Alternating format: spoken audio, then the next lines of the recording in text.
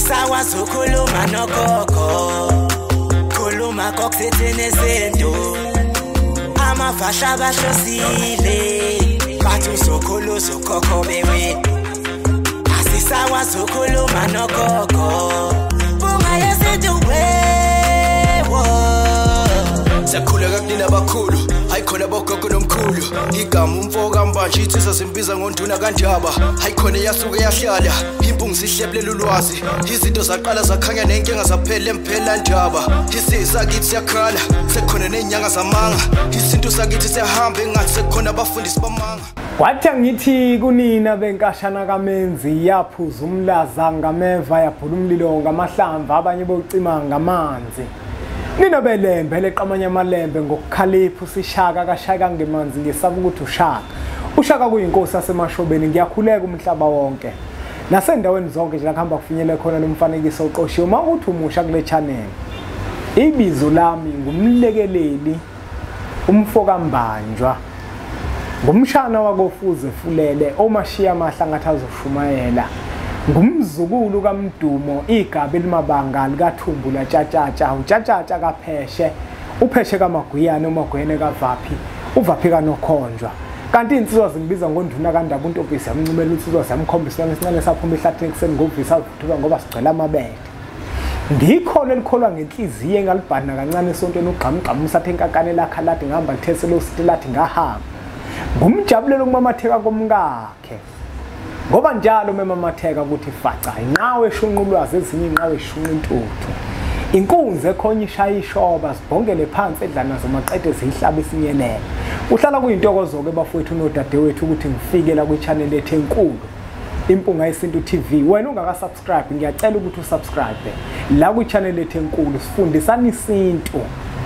Sikhumbuzisana indlela ehamba okhokho bethu. Indlela yasendulo, indlela yesintu. Ngingasashi incwadi yethu entsha ekwispesheni njengamanje. Ihamba ngamanani aphansi kakhulu umbukelo wempunga yesintu u250 uma uzoyithatha emphelandaba. I350 mawufuna ukuthi sikuthumelele yona ngeposi. Abantu abalapha eGoli uma niya lapha eJimistini manifonela le number edlula la ngezansi nakhona ispecial sisenzile lapha eJimistini sizophela mhla ka15 ngoba ama copies awu100 kuphela esiwakhipha ngespecial ngesizathu sokuthi lencwadi iqubetha ulwazi olunzulu kakhulu. Yabona mawuthatha indlela yesintu abantu abadala ungabangenisa ngaphandle kokuthi ubize umuntu othi uzokusiza. Ingubo uma wazala wembethu ngayembulu usebenzisa yona leya ncwadi.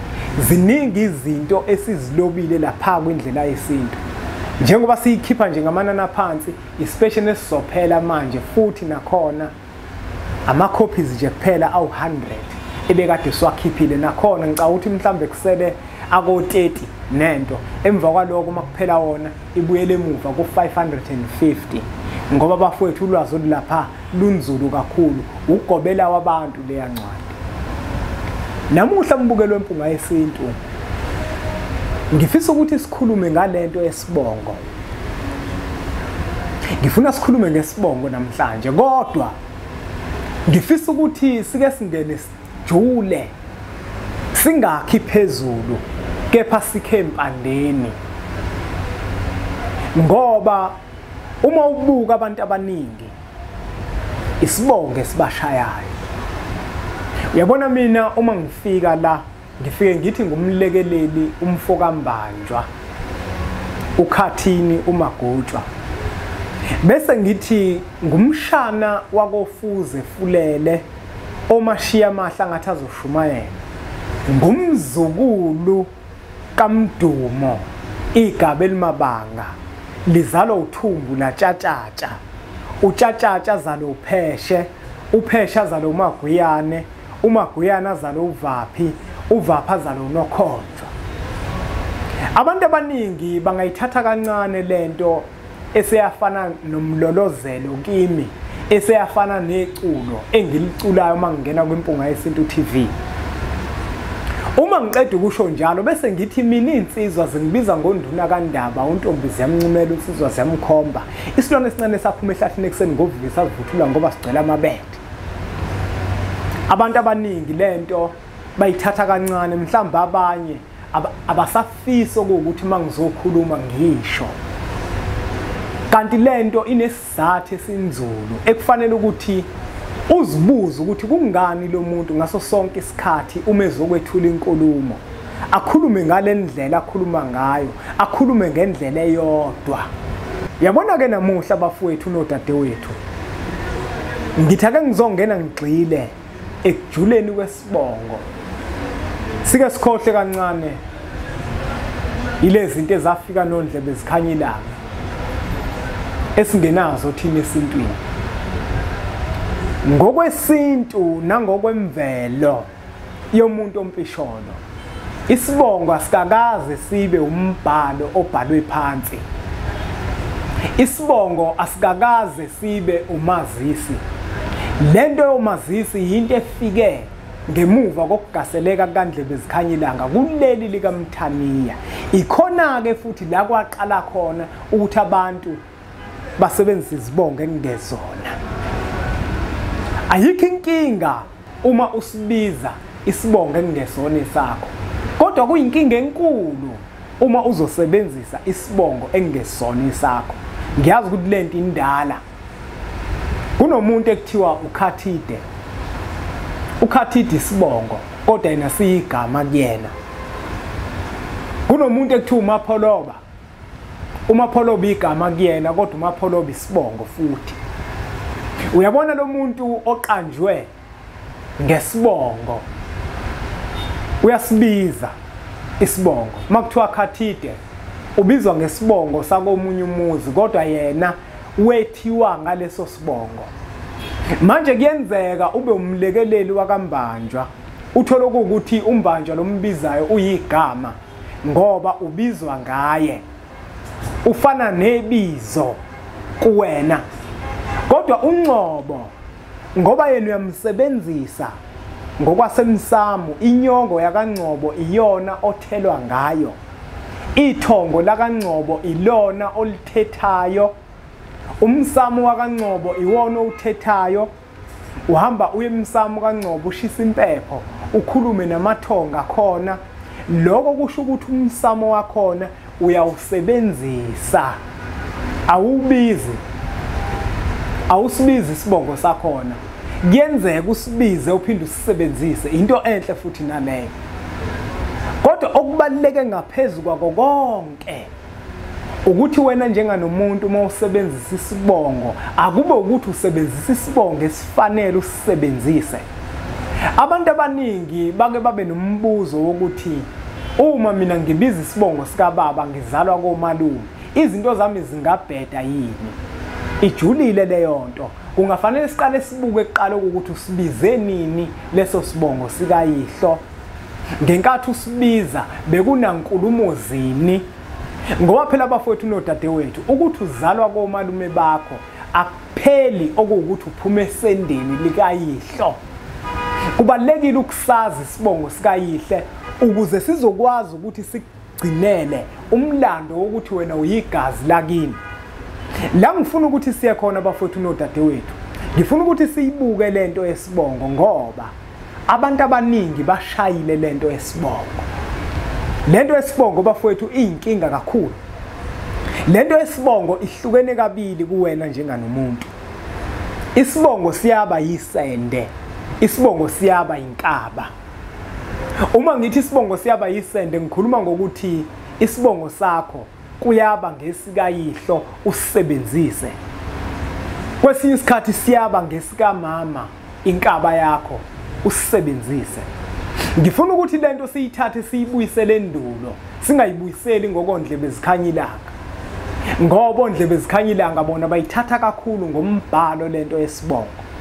Ngokwasendulo isibongo umuntu wayebiza isibongo sikayise okanye abiza isibongo sikamkhulu wakhe. Uma ngithi isibongo sikayise ngikhuluma ngobaba mzalayo. Kodwa uma ngithi isibongo sikamkhulu angikhulumi ngomkhulu ozala uyise ngoba uyise wakhe uyena azozibiza ngaye. Angiyiphinde lento ngiyichaza. Uma umuntu ngezikhathi zasendulo wawubizwa ngoyihlo okuzalayo. Kodwa uma uyingane uzalwa intombazane, awubizwa ngentombazane ekuzalayo, kodwa ubizwa ngomkhulu wakho. Angwenza umfanekiso ukuze kube nogwaja omhlophe ugijima ehlungwini emqondweni wakho umbukelo wempunga yesintu. Njengoba mina ngizalwa kaNgcobo, ngiyumlanjwana kaNgcobo, ngizalwa phakathi komuzi kaFolweni. Umkhulu wami loyo umdumo lwesithola igabeni mabanga awusuka madoda, Ngcobo omkhulu. Mina njengoba ngizalelwa koMalume, uma ngibuza ukuthi ngingowakabani, ngizothi mina ngunduna kaNdaba kaFolweni, ngoba uyena umkhulu wami njengoba ngizalwa koMalume. Yeba ngiphuma esendeni lakhe, kodwa ngizalwa yinzalo yiSende lakhe. Ingakho ke Isibongo bafowethu nodadewethu siba yiSende siphinde sibe yiNkaba. Kodwa makuthiwa abazali bagcagcile ngokuphelele, ubuzwa wena ukuthi ungowakwabani, asithi ubaba wakho uNdukuzempi, uzothi mina nguSibusiso kaNdukuzempi. Ingakho abantu abaningi besifazane uthola ukuthi umuntu uganile, uma efika emzini ufika bizwe ngoyise. Eyami ingane mangathiwa manje ngiyayiganisa isiya kogana, izothi mayifika phambili kuzothiwa amampunga yesintu okanye kuthiwe manduna, bayibiza ngoyise ngoba vele ngishendulo kwakunjalo. Umuntu wayebizwa ngoyise, isibongo sakhe kwakukade kuba yigama likayise. Kodwa ngokufika kondlebe zikhanya ilanga kwaphela konke lokho, zashintshwa izinto. Njengoba sekunjena nje enkathini yanamuhla, ubona umuntu azalwe athi umuntu mesezelwe atshela isibongo engesona. Umuntu avela atshela isibongo engesona. Lento yesibongo bafowethu iyinkinga kakhulu. Kubalekile ukuthi siyibheke siyicubungule ngoba iyona ephethe impilo yomuntu. Isibongo bafowethu sukhiye bafowethu isibongo. Kunomuntu othola ukuthi umama wakhe wahamba wakhe imfino, kodwa umbiza ngobani? Ngalo muntu agcina emgana, wegqilaza leyo ngane. Ayikho into ebaluleke njengeqiniso. Njengoba ngichaza ukuthi isibongo siyiSende, wena uyazi ukuthi lengane iphuma kweliphi iSende, kodwa wena uyibiza ngomuntu engaphumi esendeni lakhe. Yilo ilindele kuleyo ngane. Nishadile nalomuntu, ninengane, kodwa wazi kahle ukuthi lengane le akusiyona yakhe lo muntu oshade naye, kodwa wena uyibiza ngalesibongo salomuntu oshade naye. Ufuna ukuthi iyephi lengane nempilo, ufuna ukuthi kube njani ngale ngane. Mawubheka lengane ngenkathi ibikwa ngaphansi kwaloMsamo oganele kuwona, oyikhomba kuwona ukuthi yakho, ithongo lakho ngeke likhahlele. Lengane uzuthi mawuyithuma esikoleni ifike yenze okunye. Lengane ngeke izibhema amaphilisi. Lengane ngeke ivele iduba ikhaya ihambe yohlala emgaqweni. Niyabona bafowethu nodadewethu, sibona yonke lento eyenzakala ezweni. Izingane zisuka emakhaya zishiya emakhaya. Kungenxa yabantu besifazane abangafuni ukuba neqiniso. Abantu besifazane banesibindi esibi.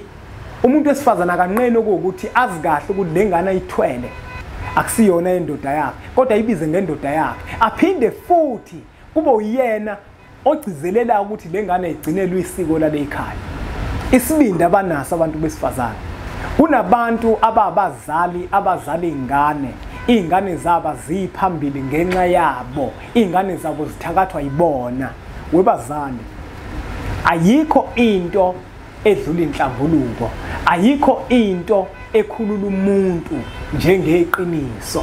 Uma wazi ukuthi lengane othi kamkhwenyana wakhe ngiyona yamkhwenyana wakho, itshela ingane hlala phansi nomkhwenyana wakho uphumele obala, ungesabi ihlazo ngoba awulisabanga ihlazo lokuthi ulale nenye indoda kuvele lengane.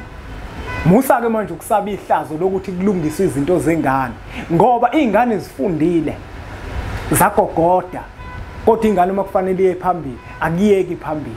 Yindaba ngayeki phambili.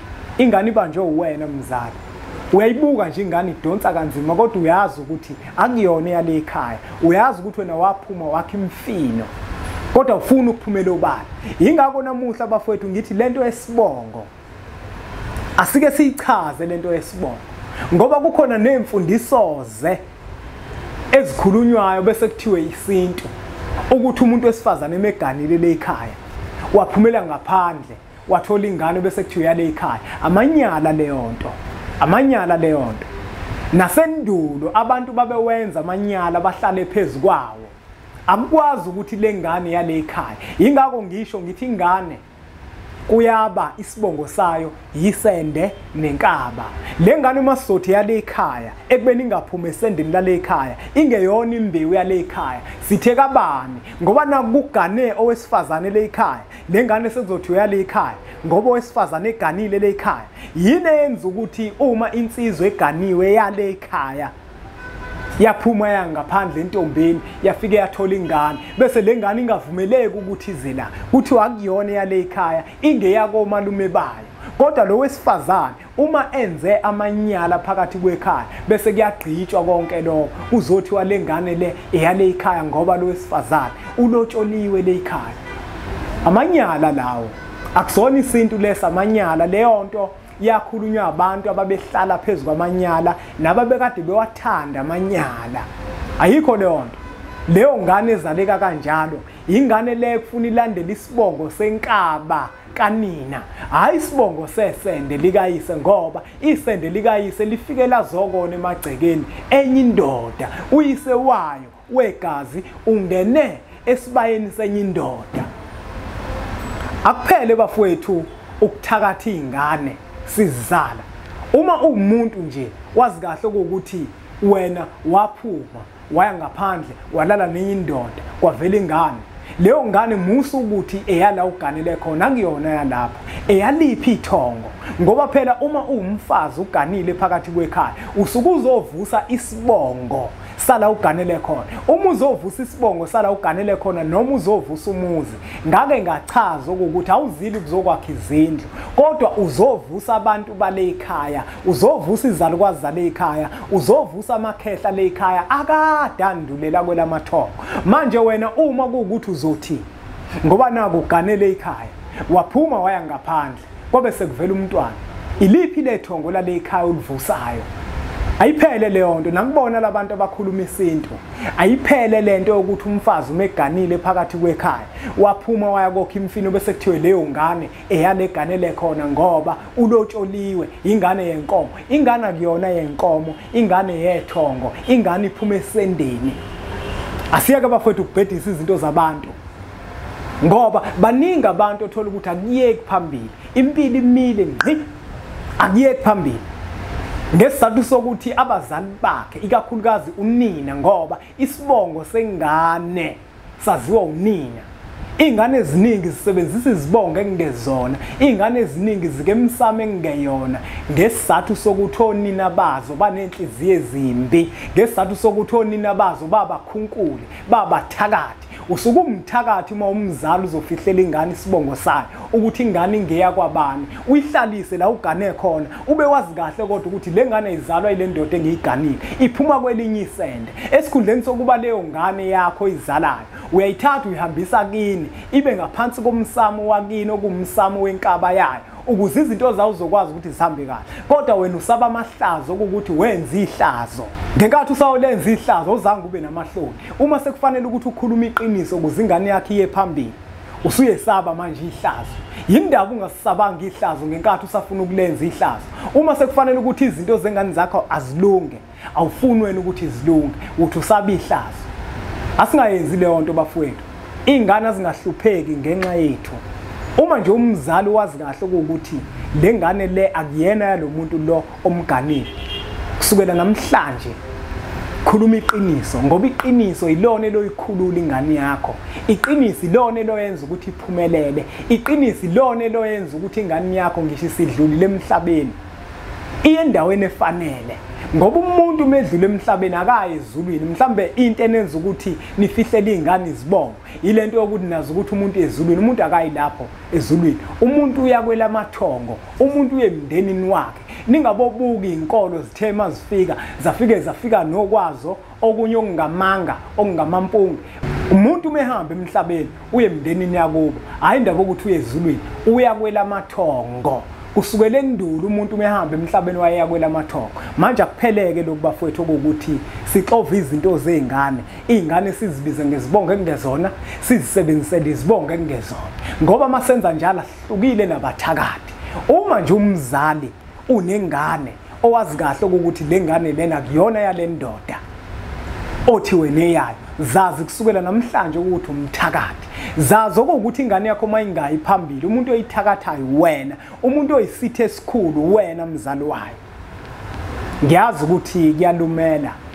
makubhlungu bangixolela abantu iqiniso vela likaze lingathandwa iqiniso abantu abalifuni akufanele bafowethu sibe namaphara agcwele emgaqweni kunje amaphara agcwele emgaqweni indaba inesibongo la ikhona asilungiseke bafowethu izibongo siyenze inhlambuluko siphumele obala ngezinto ezamahlazo nezingamanyala esazenze kusithekeni akukho vele okufihliwe ongeke kwavela ubona nje ingane yakhe idonsa kanzima kangaka ile qiniso ligodlile kuwena ngaphakathi mhla wagonyuluka wenza inhlambuluko yalazi iqiniso yasazi isisekelo sayo yasazi isibongo sayo izinto zawo zoqaqeka kulungile ngicela siqhubeke subscribe kwi-channel ethu enkulu Impunga yeSintu TV suthatha umfanekiso oqoshiwe sudlulisele kwabanye abantu ngoba nakubona uzoba usizo olukhulu bese siqhubeke sithenge incwadi zethu siyimpunga yeSintu ziyatholakala lapha eJimistini nasemphelandaba eThekwini uyakwazi ukufika uzohlala phansi nempunga yeSintu uma kukuthi ukude uyakwazi ukuthi senze inhlelo zocingo bese sikwazi ukuthi sikhulume ake sithi ke nje impunga